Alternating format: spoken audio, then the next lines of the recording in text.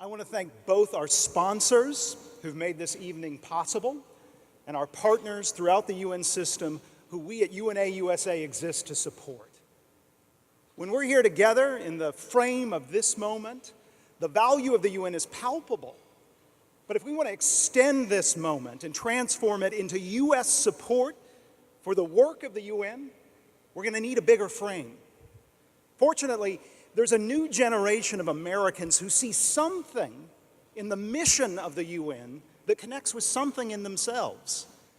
Through the Gen UN Youth Engagement Campaign, the United Nations Association has doubled its membership, opened campus chapters across the country. Young Americans are standing up for the United Nations in their hometowns and in Washington, standing behind the Secretary General in advancing LGBT rights, and standing beside UN humanitarian workers in saving lives from malaria for the cost of a latte through the Nothing But Nets campaign. Well, for many Americans, from Madeleine Albright to Ryan Seacrest, the experience that first whet their appetites for global citizenship is something called Model United Nations. Model UN can take a kid who's never held a passport and put them in the shoes of a diplomat, expanding skills and horizons along the way in a way that no lecture ever would or could. But far too few kids get a chance to take that journey.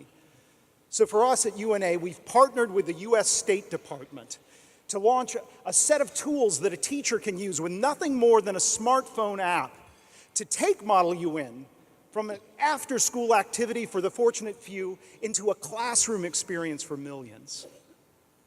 Well, from Model UN to Gen UN, there's a growing chorus of support for the United Nations and the United States. But it's going to take more than new voices. It's going to take leaders in Washington willing to listen and engage.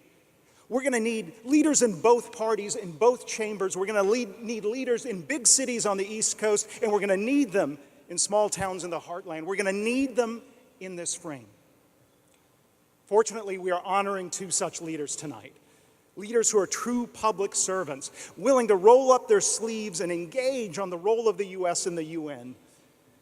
We are honoring Senator Chris Murphy, a Democrat from Connecticut, the youngest member of the Senate, but already a leader in the role of the US in the United Nations, championing the rights of millions through his support of the UN Convention on the Rights of Persons with Disabilities, and most recently, crafting the Super Pollutants Act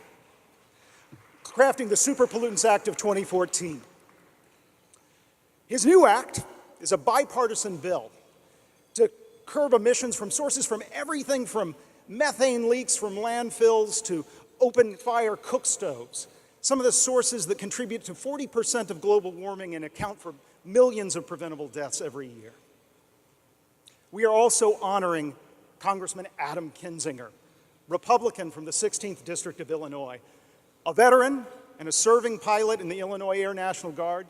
Congressman Kinzinger has traveled to Liberia to see the work of UN peacekeepers front and center.